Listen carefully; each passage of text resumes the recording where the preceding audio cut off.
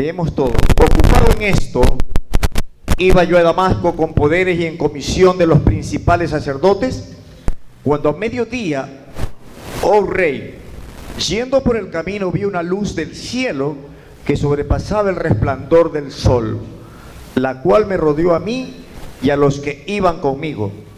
Y habiendo caído todos nosotros, diga todos nosotros en tierra, oí una voz que me hablaba y decía en lengua hebrea: Saulo, Saulo, ¿por qué me persigues?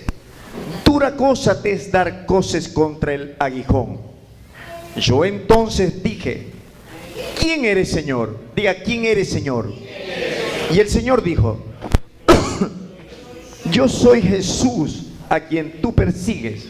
Pero levántate, diga levántate, y ponte sobre tus pies, porque para esto he aparecido a ti, para ponerte, repita conmigo, por ministro y testigo de las cosas que has visto y de aquellas en que me apareceré a ti. Diga, apareceré a ti, librándote de tu pueblo y de los gentiles a quienes ahora te envío, para que abras sus ojos, para que se conviertan de las tinieblas a la luz y a la potestad de Satanás a Dios, para que reciban por la fe que es en mí perdón de pecados y herencia entre los santificados. Gloria al Señor. Denle un aplauso al Señor. Entonces el tema es ministro y testigo del Señor Jesucristo. Yo le pregunto a usted, ¿qué es ser un ministro? Hágase la idea usted, en un gobierno, ¿qué es un ministro de un gobierno? Un servidor que recibe órdenes de un jefe, ¿no es cierto? Que es el jefe de Estado. Y a eso nos llama el Señor, a ser ministros. O sea que tenemos un nivel altísimo, porque nuestro rey, que gobierna en el tercer cielo, junto a nuestro Señor Jesucristo y el Espíritu Santo, dice que tú eres su ministro. Yo no lo digo, lo dice la Escritura. ¿Cuántos han visto milagros sobrenaturales a través de su vida?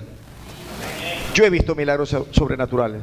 Yo no creía que el poder de Dios podía estar sobre un hombre hace unos 30 años atrás. Y cuando venía el ministro,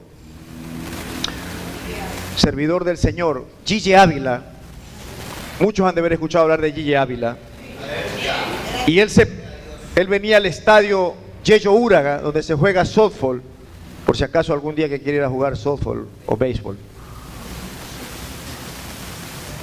Y yo tenía unos negocios por allí, cerca, y las calles se llenaban. Y yo preguntaba cuando pasaba, ¿y qué es lo que hay aquí? ¿Que alguien está jugando béisbol? Y decían, no, es que ha venido Gigi Ávila. Y yo decía, ese es un cuentero, un mentiroso, porque le ha de pagar a la gente, así, le estoy diciendo esto de verdad, ha de llevar gente que se sienten en silla de ruedas para que se paren después. Yo decía eso, pero tuve la gracia de Dios de poder ver milagros sobrenaturales de parte de Dios usando a ese hombre antes de que muera. Con mi amigo y mi hermano y mi hijo negro que tengo, Ezequiel Williams. Él se autotitula mi hijo negro. Siempre dice, yo soy tu único hijo negro. Es un dominicano, amigo. Y fuimos al Estadio Modelo en una de las últimas cruzadas, no sé si la penúltima. Y estábamos ahí adelante nosotros, ahí en el césped. Y atrás había cientos de gente con enfermedades y dentro de ellos también muchos sentados en silla de ruedas. Y cuando ese anciano, porque ya tenía unos 89, 90 años la última vez que lo vi, empezó a ministrar, empezó a alabar al Señor, empezó a decretar sanidad en el nombre de nuestro Señor Jesucristo, ocurrió lo que yo no creía. Se empezaron a parar los paralíticos. ¿Ah? Ya no eran pagados eso. Entonces, usted como ministro, cualquiera de ustedes, puede tomar el poder y la autoridad que el Señor le ha dado, pero hay unas condiciones y requisitos para eso, ¿ok? Porque usted no le va a dar un carro a un hijo que tenga 15 años, y así es el Señor. Para que venga a la presencia del Señor, usted tiene que cumplir algunos requisitos. Limpiar su corazón de odio, de rencor, de ira, de enojo, de soberbia, de vanagloria. Porque ¿cómo usted está pidiendo su milagro si usted está odiando a su marido? Entonces, mi querido hermano, ministro es alguien que cumple, que obedece lo que le dice su Señor. Como cuando un presidente de una nación le dice al ministro: esto tú tienes que hacer en este año. Esta es la planificación que tengo para este año, para que tú la ejecutes, pero no ser ocioso. Usted va a decir: yo tengo que trabajar. Si usted puede trabajar, usted puede ser un laico, un hombre que esté trabajando, generando negocios, trabajando en su profesión, en su comercio, pero no se olvide que el poder y la autoridad del Señor viene sobre su vida cuando usted limpia su corazón. Yo sé que no es fácil, porque usted tiene un amigo, usted tiene un compañero de trabajo, aún en la misma iglesia lo miran mal a veces, y su corazón se va dañando. Aún en la casa, sus hermanas o sus hermanos, su corazón empieza a dañarse. Así que, de hoy en adelante, hoy día nosotros vamos a hacer un rompimiento de esas cadenas que lo han arrastrado desde la niñez. Desde la niñez. Esa maldición generacional que usted no sabe que lo venía encadenando.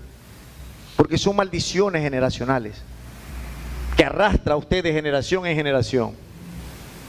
Pobreza en el padre, pobreza en el hijo. Mujer divorciada, su mamá, su hija divorciada y su nieta va por el mismo camino si usted no rompe esa maldición. Entonces usted tiene que declarar hoy día de que en su vida no habrá más divorcio. En su vida no va a haber más necesidad. Usted puede ser ese vaso que el Señor está buscando para llenarlo de su Espíritu Santo, y que usted sea un testigo, que usted sea un ministro del Señor. ¿Cuántos quieren la presencia del Señor en su vida? Gloria a Dios. ¿Cuántos quieren la presencia del Señor en su vida? Gloria al Señor. Denle un aplauso si usted quiere la presencia del Señor en su vida. Si usted quiere que el Señor se le aparezca.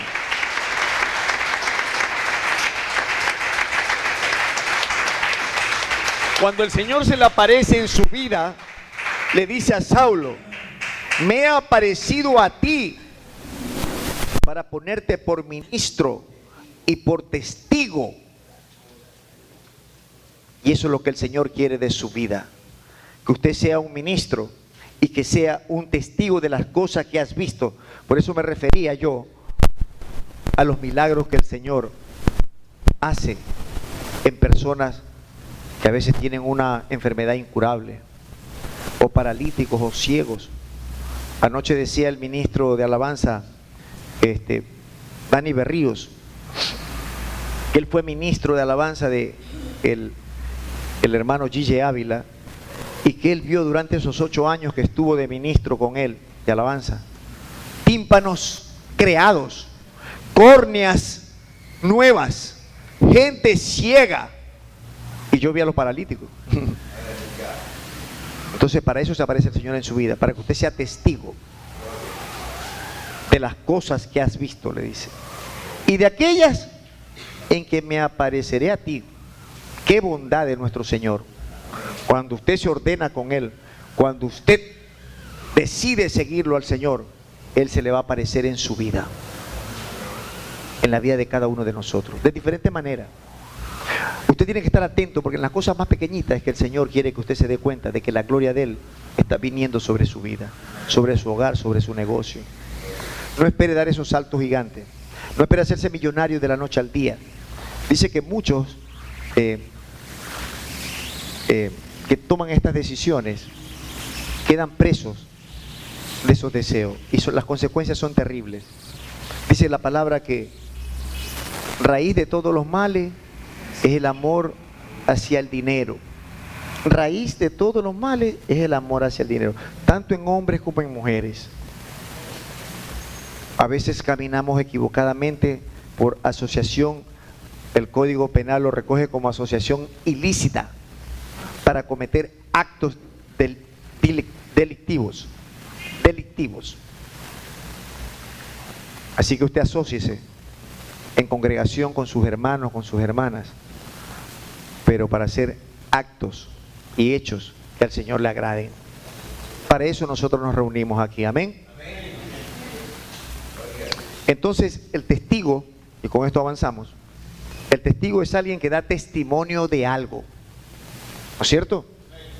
El testigo, aún en un proceso penal o en un proceso jurídico, el testigo debe ser una persona idónea. ¿Y cuáles son los no idóneos? Los familiares, hasta el tercero o cuarto grado, creo, segundo grado, y en afinidad hasta el tercer y cuarto grado. Por eso es que inclusive cuando los esposos tienen un problema, no se pueden denunciar entre ellos. Tiene que denunciarlo su vecino, su amigo, su pariente, a veces ni los parientes. Entonces debe ser un testigo idóneo. Y eso es lo que el Señor está buscando, testigos idóneos. Diga, testigo idóneo. Yo voy a ser un testigo idóneo del Evangelio del Señor. ¿Y cómo usted va a lograr eso? Con su testimonio. Este hombre que está aquí es un testimonio. Él no sabe predicar todavía, pero su vida ya es un testimonio. Hace 4 meses o 5 meses atrás, su vida era diferente a la de hoy día. Y nadie creía en él.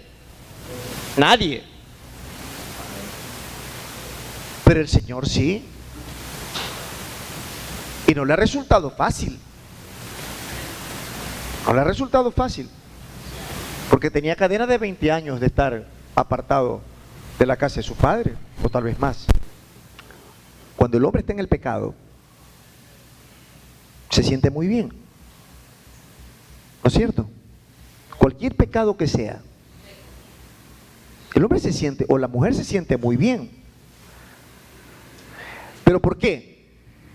Porque Satanás con su demonio, que ha cegado a los perdidos de su propia condición. Satanás le pone un velo de mentira. Y este hombre o esta mujer se revela en contra de todo el sistema. Primero el sistema familiar, y luego el sistema social, y luego el sistema judicial. Y usted ya sabe cuál es la consecuencia de este hombre perdido, cegado, perdido en el pecado.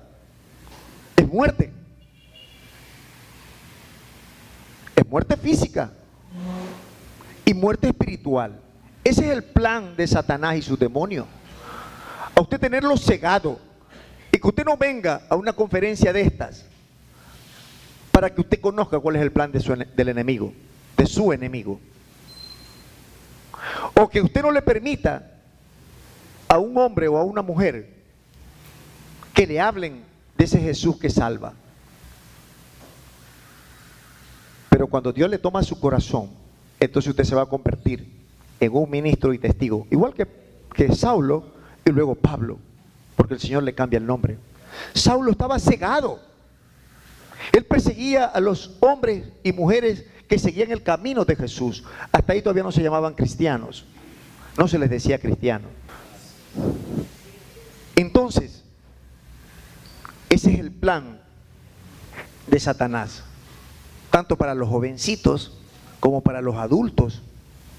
Bueno, los niños no creo que entran en esa parte, pero nosotros tenemos la obligación como padres de encaminarlos y corregirlos para que empiecen a caminar por un camino que es el correcto, que es el camino de Cristo.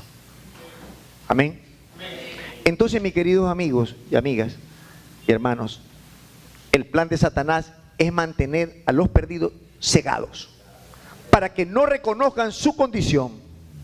Por eso es que cuando usted va a la cárcel, Cuando usted va al hospital y usted lleva un mensaje, usted lleva un libro, un tratado y le da a ese hombre que se encuentra en esa condición, es la mejor cantera, por así decirlo, donde usted puede encontrar almas para que se arrepientan de su pecado.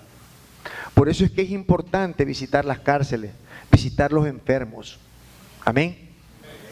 Porque esa es la oportunidad de que el hombre, así sepa que va a morir, entregue su alma a Cristo, al Creador. Pero Dios puede hacer un milagro por la vida de esa persona y usarlo a usted como ministro y como testigo. Ir donde los hombres o mujeres iguales a usted, si ha sido drogadicto, si ha tenido una actividad ilícita, a decirles: oye, hay una oportunidad. Porque nadie a usted lo quiere cuando está en una actividad ilícita, cualquiera que sea. Aún cuando no pareciera que es actividad ilícita, cuando está en fornicación, en adulterio, el hombre o la mujer, las parejas ya no invitan a ese hombre, que es el marido de la amiga, porque lo han visto con otra mujer que no es la suya. ¿O usted cree que le invitarían? No lo invitan. Tenemos una célula en San Borondón donde no se invitaba a un señor porque él se había separado de la esposa y andaba con jovencitas en las discotecas. Porque ese hombre va lleno de lujuria en sus ojos. No es que anda en ese mundo. Y usted va a decir: ah, pero qué pena. No, ahora ya se casó, ya ha tomado otra actitud. Tuvimos la oportunidad de ministrarlo con el compadre amigo de él por 2 ocasiones. Ella se casó con una chica. Esperemos ministrarlo. Lo hemos ministrado eventualmente. Pero eso es lo que nos toca hacer, ministros y testigos. En el libro de Corintios, en 2 de Corintios, capítulo 4, verso 4, Pablo dice: en los cuales el Dios de este siglo, refiriéndonos a que Satanás a los perdidos, a los pecadores, los tiene velados de su condición. Y dice Pablo, dice: en los cuales el Dios de este siglo, que es Satanás, cegó el entendimiento de los incrédulos para que no les resplandezca la luz del evangelio de la gloria de Cristo, el cual es la imagen de Dios.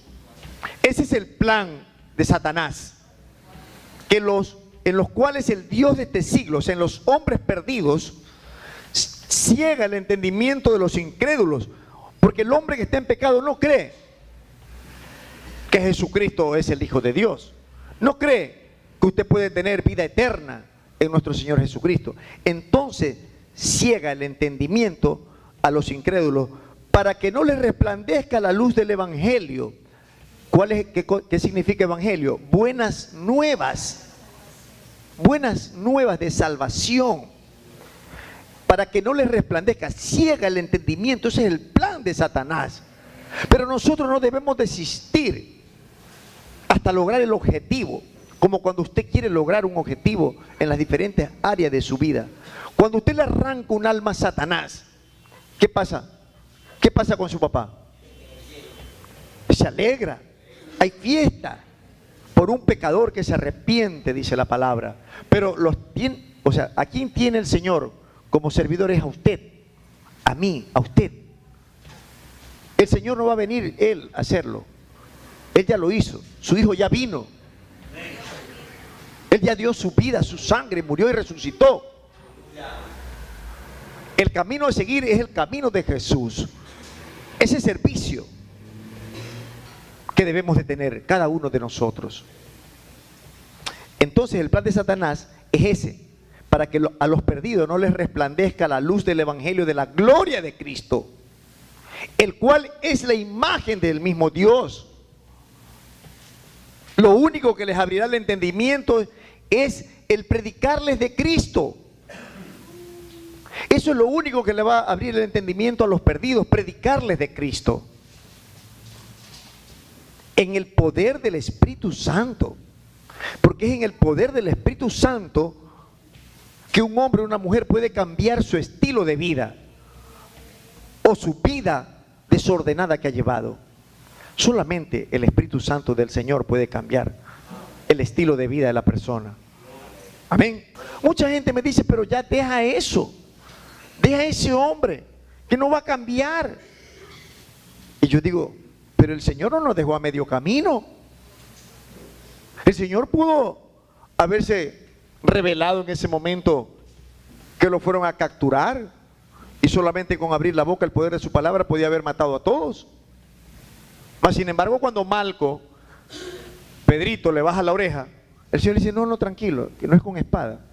Y él, en su eterno amor, el otro día el Señor me mostraba esto, coge la oreja de su enemigo, de su capturador, porque Malco era uno de los miembros o los soldados del centurión romano que lo fue a capturar. ¿Se han escuchado la historia esta de que Pedrito le cortó la oreja? Y no era la oreja que le iba a cortar, era el pescuezo, porque Pedro era un celote, era de una secta judía criminal, era como de las FARC más o menos. Y él fue a la cabeza, sino que Malco se agacha y le vuela la oreja. Usted va a decir, ¿cómo sabe usted? ¿Usted cree que Pedro iba a ir a la oreja? Pedro iba a, dicen en mi pueblo, al gañote. Pedro era de la secta judía más sanguinaria, los celotes, porque eran 4 sectas: los fariseos, los saduceos, los esenios y los celotes. Y Pedro era de la célula de los celotes. Punto 2, del mismo versículo 18. Ya vimos, dice, para que abra sus ojos, para que abra sus ojos. O sea que al pecador, al perdido, que está cegado de su entendimiento, porque Satanás lo tiene cegado, usted tiene que presentarle el evangelio de salvación. Ese es el primer punto, el primer mandato que hace nuestro Señor Jesucristo a Pablo. Ojo, todos los que están sin Cristo, ¿quién es su gobernante? Satanás. Y mientras usted no le trate de quitar un alma a Satanás, él va a estar contento. Pero cuando usted empieza a luchar, pero vea, a mí Satanás yo no le como cuento a Satanás. Yo todos los días me he visto con la coraza de justicia, con el yelmo de la salvación, con el escudo de la fe para rechazar todos los dardos de fuego del maligno. Tomo el escudo de la fe para rechazar todos los dardos de fuego del maligno.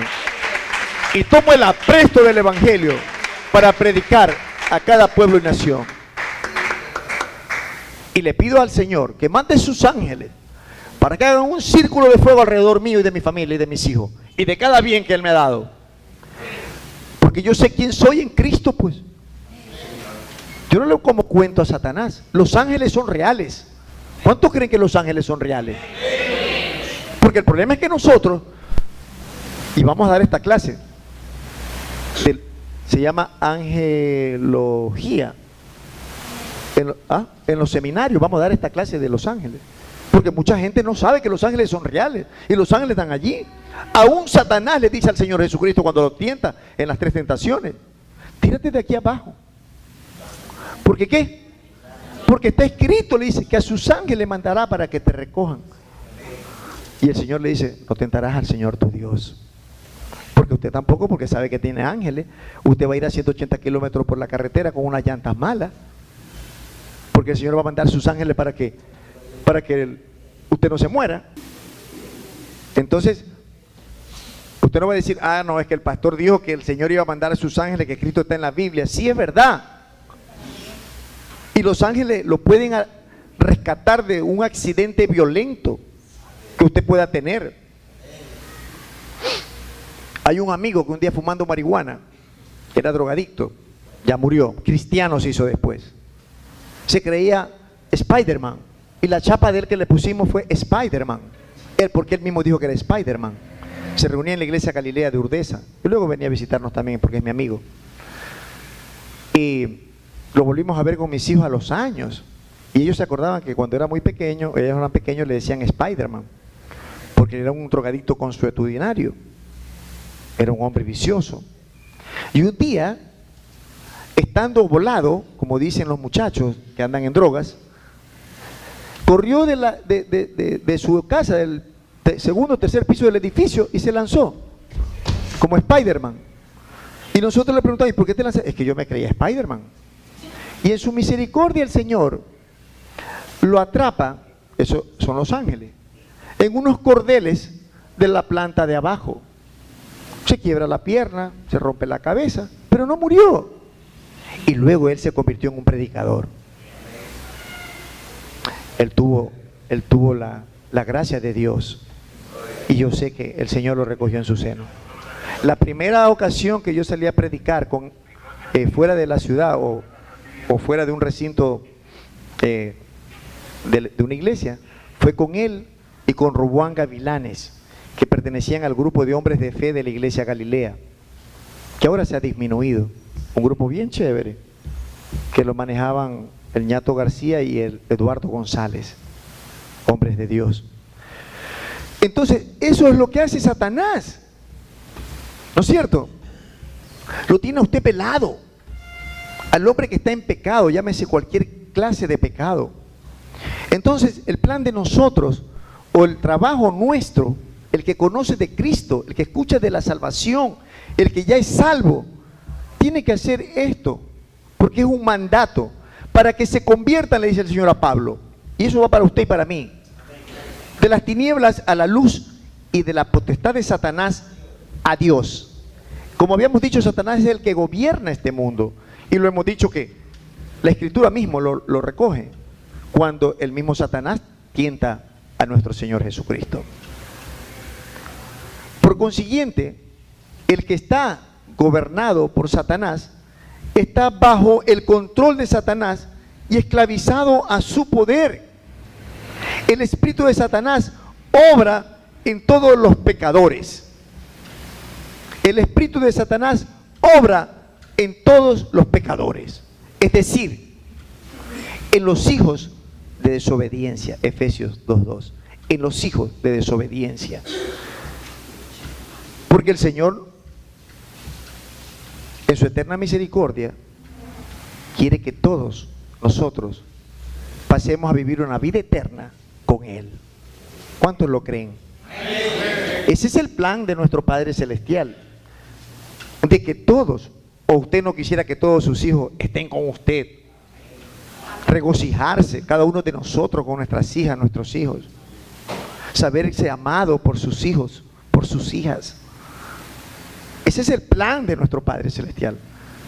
Pero el plan de Satanás es mantenerlo alejado, porque él es un enemigo vencido, caído, y todos sabemos cuál es el destino de Satanás. ¿Cuántos saben cuál es el destino de Satanás? Es la muerte eterna, es la paila, como dicen vulgarmente, es el infierno. Él es un chamuco, porque está chamuscado, y él quisiera que usted lo acompañe. Ese es el plan de él. Pero el Señor tiene un plan diferente para usted y para mí, que es vida eterna en Jesucristo. Pero usted también tiene que hacer algo por los perdidos, y a eso le he venido hoy día a pedir a ustedes. Como decían en el mundo, que se ponga la mano en su corazón. Ponte la mano en el pecho, le decía la gente. Ponte la mano en el pecho, que me estás vendiendo caro. ¿Ah? Ponte la mano en el pecho, que el precio que me estás dando es muy alto. Entonces hoy día yo le digo, póngase la mano en el pecho y empiece a buscar los perdidos. Porque ¿quién es el que le puede perdonar los pecados a usted? El Señor Jesucristo. Es el único. ¿Y a través de qué? De la fe en que Él es el dador de la vida. Amén. Porque no es el predicador que le perdona sus pecados. En otras doctrinas están equivocados, que creen que el hombre le perdona los pecados. No. Es el Señor Jesucristo. Y es por fe que los pecados del pecador, de nosotros los pecadores, son perdonados en el Señor Jesucristo. La pregunta es, ¿y cómo se obtiene el perdón de los pecados? El perdón de los pecados se obtiene mediante la fe en Cristo, que está basada en su muerte expiatoria en la cruz. Entonces el perdón de los pecados de cada hombre pecador o cada mujer pecador es en la fe, en esa muerte expiatoria, en la cruz de nuestro Señor Jesucristo. Es allí donde usted va a ser lavado de todo pecado. Y luego tiene que bautizarse públicamente. El Señor no era pecador. El Señor Jesucristo nunca cometió pecado, mas sin embargo exhibió públicamente el pecado. Primero baja las aguas y luego lo exhibe públicamente el pecado en la cruz del Calvario, en su muerte expiatoria. Y es allí donde nosotros obtenemos el perdón de los pecados, para que reciba herencia entre los santificados. El que recibe perdón, liberación de dominio del pecado y de Satanás, y el bautismo en el Espíritu Santo, después que entra a vivir en él, es separado del mundo. Ojo, repito, el que recibe perdón, liberación del dominio del pecado y de Satanás, y el bautismo en el Espíritu Santo, después que entra a vivir en él, o sea, cuando el Espíritu Santo entra a vivir en usted y en mí, es separado del mundo. Pero esto separado del mundo no quiere decir que ustedes se lo van a llevar a vivir en una esfera diferente. No, ya usted es separado del mundo, porque el Espíritu Santo que mora en usted ya no admite pecado. El hombre que fumaba marihuana ya no va a volver a fumar marihuana. El hombre que era adúltero ya no va a estar en adulterio. Se separa del mundo. Y aún físicamente deja los mismos amigos que tenía. Si era un hombre que le gustaba tomar alcohol, ya se separa de ese grupo de amigos físicamente. Pero en el mundo espiritual es separado de ese gobierno de Satanás. Amén. Es separado del mundo y ahora vive para Dios.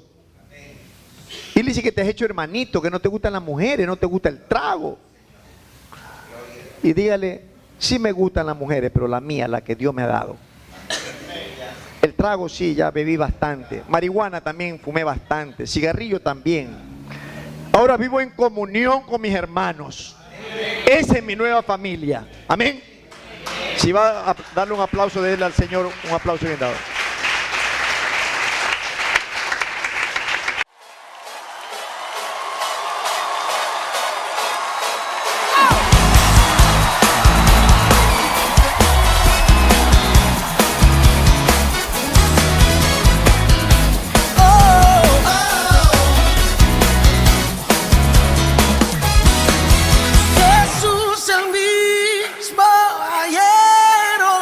Siempre